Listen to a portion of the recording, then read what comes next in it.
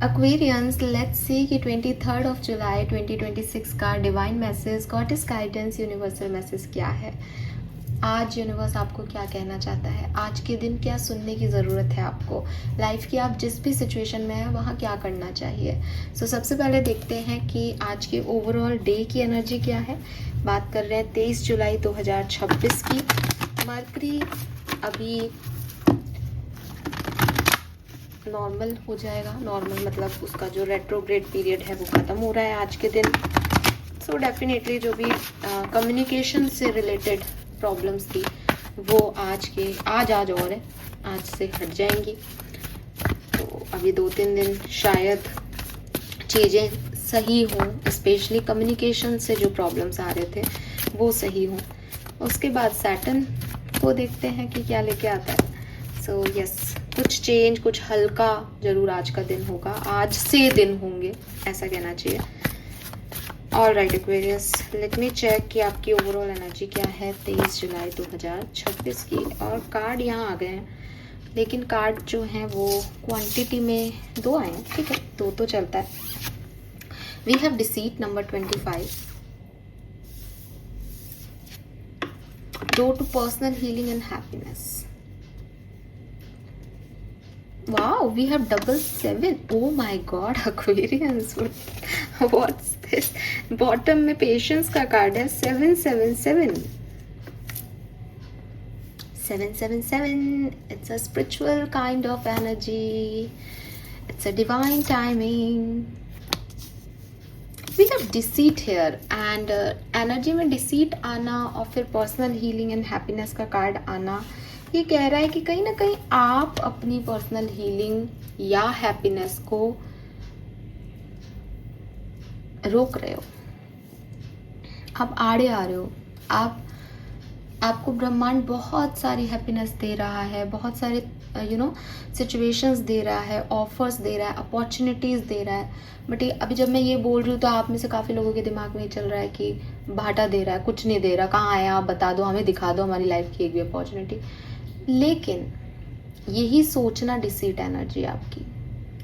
आप बहुत negative way में अपनी लाइफ को देख रहे हो, जबकि आपको शुक्राना करना चाहिए।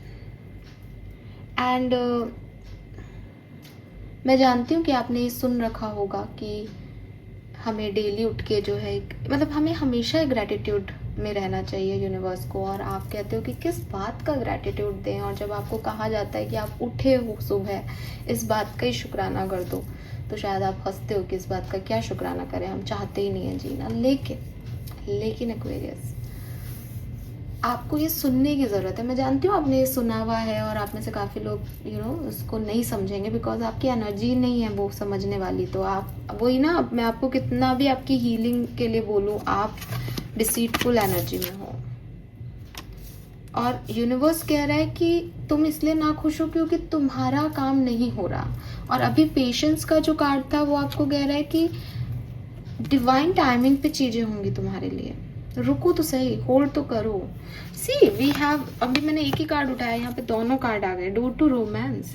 May be this is for love, relationship की प्रॉब्लम्स हैं आपकी लाइफ में।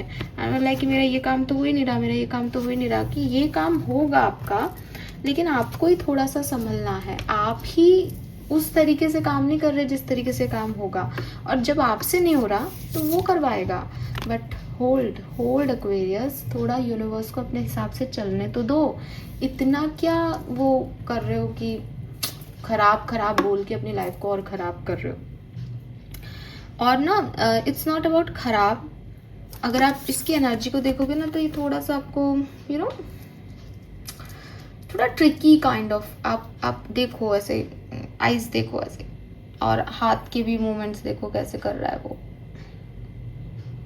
तो ऐसे ट्रिक व्रिक आजमा के, थोड़ा मैनिपुलेट करके, थोड़ा से एक इनोसेंट ऑरा नहीं है, ऐसे करके ऐसे करूँगा ना ऐसे हो जाएगा वाली एनर्जी है। ये भी अच्छी नहीं है यार, ये अच्छी हो ही नहीं सकती। मतलब आप कहोगे मैडम काम बनवाने के लिए करना पड़ता है, आई एग्री, लेकिन मत करो। बिकॉज जब हम प्यार की बात करते हैं, जब हम स्पिरिचुअलिटी की बात करते हैं, यार ये सब नहीं होता है, ये पॉसिबल ही नहीं होता है। इतना दिमाग, इतनी कैलकुलेशन, इतना मैनिपुलेशन से आप कैसे सोचते हो आप प्योर एनर्जी को अट्रैक्ट करोगे जब आप खुद ही प्योर एनर्जी में नहीं हो? कैसे किसी चीज़ को अट्रैक्ट करोगे? और हो सकता है शॉर्ट टर्म के लिए कर भी लो, लेकिन मुझे पर्सनली नहीं समझ में आता। यूनिवर्स आपको यही कह रहे हैं कि आज आप ही अपनी हीलिंग और हैप्पीनेस को थोड़ा सा नेगेटिव शेड देते हुए दिख रहे हो। ओके, ये है आपकी एनर्जीज। गाइडेंस क्या है? तो पहला गाइडेंस तो यही है कि जो हो रहा है उसे होने दे, रोके नहीं अपने आप को ज़्यादा। इसी टाइम फॉर नैप। शांत होके बैठो यार, चुप बैठो आप तो। बॉटम में ब्रेथ है, यहाँ पे टाइम फॉर नैप है। मत करो ये ट्रिक व्रिक, ये मैनिपुलेशन, ये ऐसा कर लूँ वैसा कर लूँ ना, नहीं करना चाहिए। गाइडेंस तो यही आ रहा है, नहीं करना चाहिए। Spirit message for Aquarius.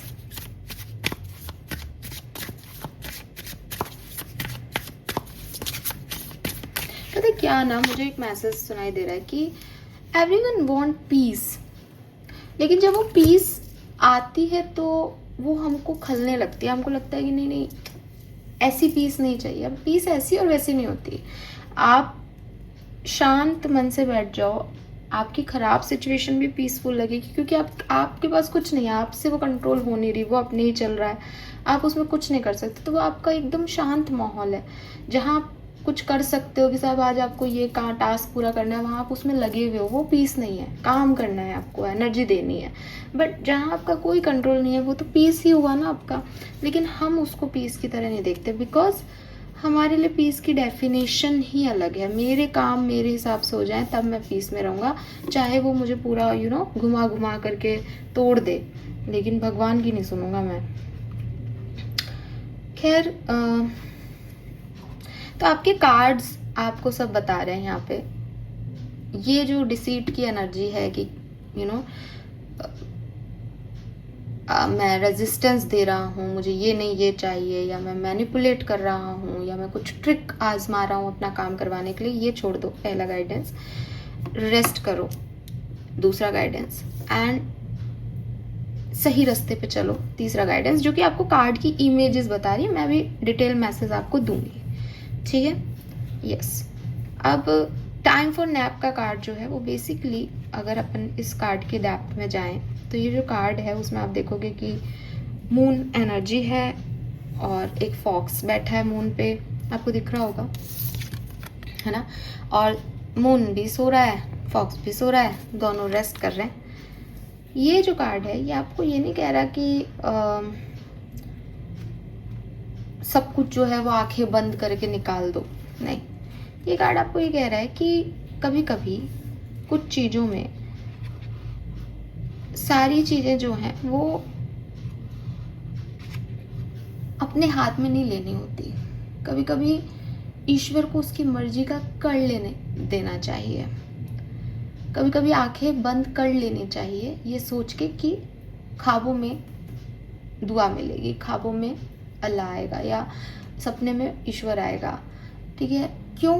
क्योंकि वो आपको गाइडेंस दे तो कहाँ देगा? अगर आज मैं आपको बोलती रहूं, है ना, आप ऐसा करो, आप ऐसा करो, आप ऐसा करो, और आप कहो कि मैडम आप सही बोल रहे हो, लेकिन आप मेरी सुनो, एक बार मेरी सुनो। अरे चुप रहो तुम, मेरी सुनो, ये। तो आप जो मुझे कहना चाह रहे हो वो बात मुझ तक कभी नहीं पहुंचेगी। वैसे मुझे इसका एग्जाम्पल दूसरे उल्टा देना चाहिए था कि मैं आपको कोई गाइडेंस दे रही हूँ और आप मुझे अपनी समस्या ही बताते रहो, तो आप मेरे गाइडेंस को कभी सुन नहीं पाओगे और फॉलो नहीं कर पाओगे। तो ईश्वर का भी यही है कि वो आपको, जब तक आप बिजी हो, इस पूरे माया जाल में फंसे हुए हो, सुबह उठ रहे हो, जा रहे हो, भाग रहे हो, दौड़ रहे हो, ये भी करना है, ऐसा करना है, वैसा करना है, तो आपसे वो कब बात करें? आपने तो बता दिया आपको क्या चाहिए, लेकिन वन वे कम्युनिकेशन थोड़ी कम्युनिकेशन होता है, तो इंटरेक्शन होना चाहिए ना। आप मेरी भी सुनो, मैं आपकी भी सुनूं। तो ईश्वर आपसे कहाँ बात करेगा? ईश्वर आपसे हर उस मोमेंट पे बात करेगा जब आप शांत होंगे। मेडिटेशन क्या है? वो शून्य की अवस्था जब आप ईश्वर के करीब हो सबसे ज़्यादा।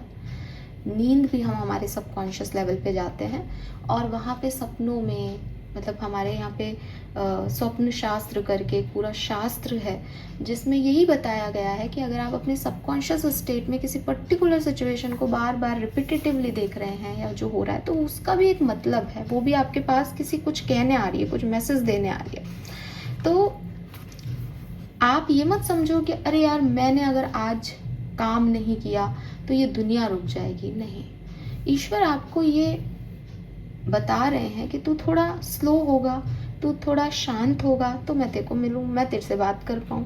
उसके लिए तुझे थोड़ा सा अपना ये जो वर्कोहलिज्म वाली एनर्जी है इसको छोड़ना पड़ेगा। उसके लिए तुझे लेट गो करना सीखना पड़ेगा। उसके लिए तुझे ये रिस्क है शायद आप में से काफ़ी लोगों के लिए कि अरे मैं कल काम पे नहीं गया तो मैडम फिर तो क्या ही हो जाएगा, लेकिन आपको ये रिस्क लेना पड़ेगा कि नहीं जाऊंगा यार मैं आज काम पे, मैं थक गया हूँ या मैं थक गई हूँ। अब थक गई हूँ तो मैं क्या करूँगी, मैं आज सोऊंगी। जिस नींद को हमने ऐसा हवा बना रखा है ना कि जो सोवत है वो खोवत है एंड ऑल, उसी सोने से आपको एनर्जी मिलती है, उसी सोने से आप वापस से रिजुविनेट होते हो कि अगले दिन दोबारा से उतना काम कर सको।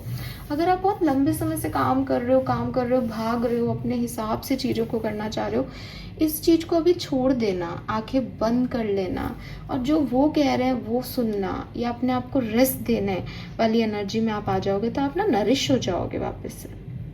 आपके अंदर का जो पेन है, जो फिजिकल पेन है आप भागते भागते महसूस कर रहे हो, जो मेंटल ड्रेनेज है, वो सब वापस से जो है वो ख़त्म होके नेगेटिविटी पॉजिटिव चार्ज हो जाओगे आप। ये एग्जॉशन आपको काम नहीं करने दे रहा, ये एग्जॉशन आपको सही डायरेक्शन नहीं लेने दे रहा। तो अगर आप एक ब्रेक लेते हो तो आपकी एनर्जी री एनर्जाइज हो जाएंगी और आप देखोगे कि आप पहले से ज़्यादा अच्छा काम कर पा रहे हो। ठीक है, तो अपने आप को एक ब्रेक देना, शांत हो जाना। ब्रेक देने का मतलब सिर्फ काम से ब्रेक देना नहीं है, फिर कह रही हूँ अपने आप को ब्रेक देने का मतलब है कि जो कुछ भी आप लेके बैठ गए हो कि ये ऐसा ही होना चाहिए, मैं ऐसा करके इसको पालूंगा, उसको लेट गो, उसको छोड़ दो, सरेंडर करो उस सिचुएशन में। इस समय बंद करो आंखें अपनी, उसको मुझे नहीं चाहिए यार ये। फिर वो आपका है तो वो होगा और नहीं है तो आप शांत हो जाओ। ठीक है, दूसरा मैसेज जो मुझे यहाँ पे बाय द बुक से दिख रहा है, जिसमें आप देखोगे कि एक बड़ा हाथी, फिर उसके बाद हाथी, फिर छोटू हाथी, उसको पूंछ पकड़ के सब साथ साथ चल रहे हैं। ये आपकी फैमिली या आपका ब्लड लाइन या आपके एंसेस्टर पैटर्न को बता रहा है। ये कार्ड जो है वो आपको कह रहा है कि बाहरी तौर पे आप बहुत चेंज होते हो, दुनिया में ऐसा हो रहा है तो आपने ऐसा कर लिया, ये दोस्त ऐसा कह रहा है तो आपने उस पर गुस्सा कर दिया, दोस्त ने आके मना लिया आप मान गए। ये सब बाहरी तौर के चेंजेस हैं आपके, जो जैसी सिचुएशन घट रही है आप वैसे हो जाते हो। लेकिन आपको कॉन्शियस लेवल पे चेंज होने की ज़रूरत है। कॉन्शियस लेवल पे जो आपने चीज़ें सीखी हैं अपनी फैमिली से, कोई पैटर्न आपने अडेप्ट कर लिया अपने परिवार का, उस पर फोकस करने की ज़रूरत है। और बहुत ज़रूरी होता है, मैं आप सबको कहूँगी बहुत ज़रूरी होता है, जितना ज़रूरी है ना नई चीज़ों को सीखना, उतना ज़रूरी है पुराने पैटर्न्स को हील करना। यानी जो पहले का सीखा हुआ है उससे अगर वो सही नहीं लग रहा आज के टाइम में, उसको अनलर्न करना, उसे अंडू करना। और हम सब नया सीखने वाले तो बन गए, लेकिन हम पुराना छोड़ने वाले नहीं बने। मतलब आज भी आप, अगर आप इतने पढ़े लिखे हो और आप ये सोचते हो कि घर में एक बेटा होना चाहिए परिवार को चलाने के लिए, तो इसका मतलब आपने बहुत कुछ नया सीख लिया। लेकिन जो आपकी फीलिंग है, और आप चाहे दुनिया को दिखाने के लिए बाहरी तौर पे कहें नहीं नहीं मैडम ऐसा कुछ नहीं है, लेकिन आप अपने आप को बेहतर जानते हैं। अगर मन में यह आता है ना कि अरे यार मेरी प्रॉपर्टी का ध्यान कौन रखेगा, बेटी शादी करके चली जाएगी, तो ये आपका, इसको अनलर्न करना है आपको, क्योंकि आपको ऐसा सिखा दिया गया है। आपने ऐसा बना दिया समाज को कि बेटा ही पिता का नाम लेकर के आगे बढ़ सकता है, बेटी क्यों नहीं बढ़ सकती यार? आप बेटी के नाम कर दो प्रॉपर्टी, वो आपके नाम से आपका बिजनेस रन क्यों नहीं कर सकती? ये आपकी सोच है ना कि आपने सोचा बेटा बेटी चली जाए, आप बेटी दामाद को दे दो, देने लग जाओ अपनी प्रॉपर्टी का हिस्सा। दुनिया को जैसे चलाओगे, समाज आपसे और मुझसे बन रहा है वैसे चलने लग जाएगा। लेकिन पहले इसे अनलर्न करो, क्योंकि हमारे अंदर ये भर दिया गया है। और उस समय के टाइम में फीमेल जो थी वो कमा नहीं रही थी, ठीक है, तो उनके लिए हमने उनकी सेफ्टी के लिए एक पुरुष प्रधान समाज की व्यवस्था कर दी थी। अदरवाइज अगर हम माइथोलॉजी में की तरफ जाएं या और हिस्ट्री में और पीछे जाएं तो हमारे पास रानी लक्ष्मीबाई भी थी, हमारे पास जोधाबाई भी थी जिसने अपने हस्बैंड का पूरा साथ दिया।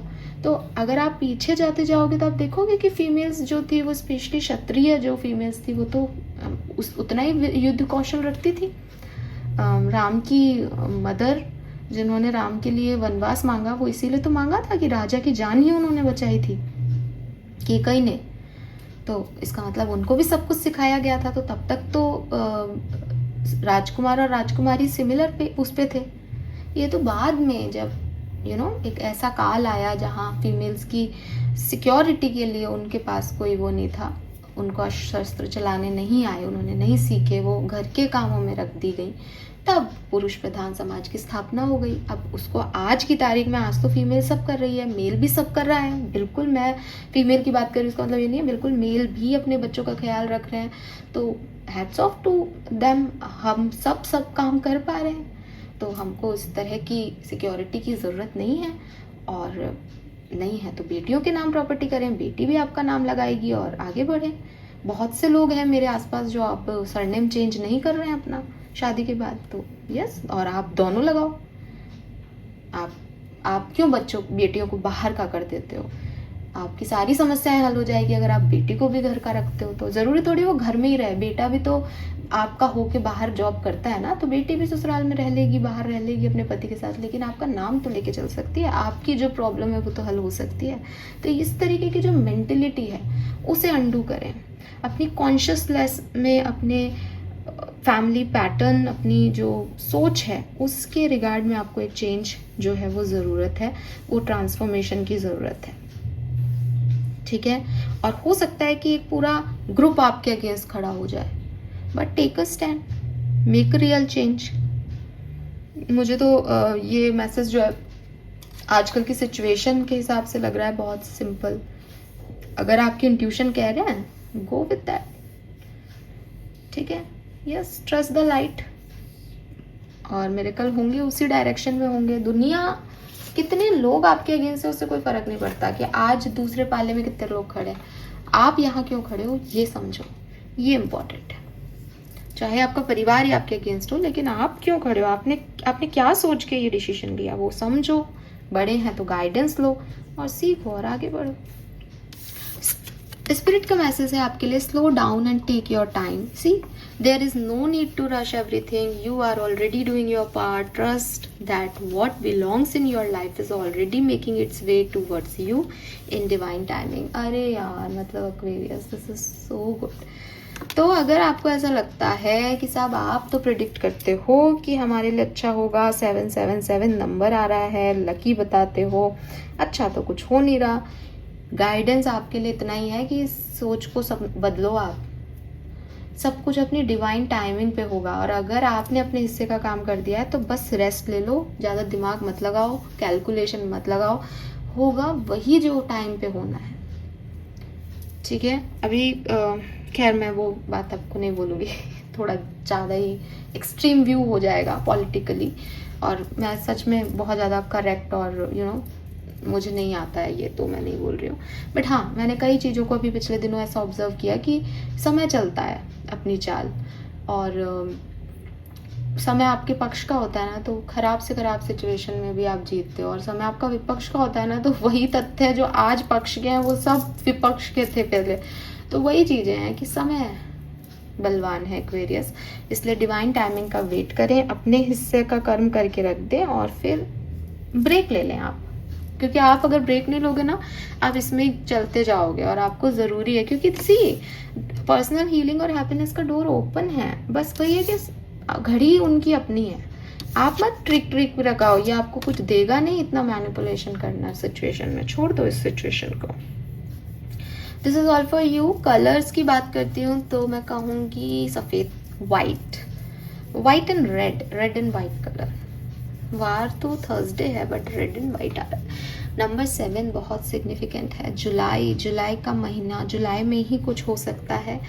जून जुलाई सिग्निफिकेंट है, मई सिग्निफिकेंट है, जनवरी फरवरी मार्च सिग्निफिकेंट है, 11 नवंबर का महीना सिग्निफिकेंट है। ऑलराइट, 11 नंबर, 25, 16, 34, 7 नंबर, 24, 6, 2, 5, 3, 4 सिग्निफिकेंट है. Okay, thank you so much मुझे सुनने के लिए. Bye bye.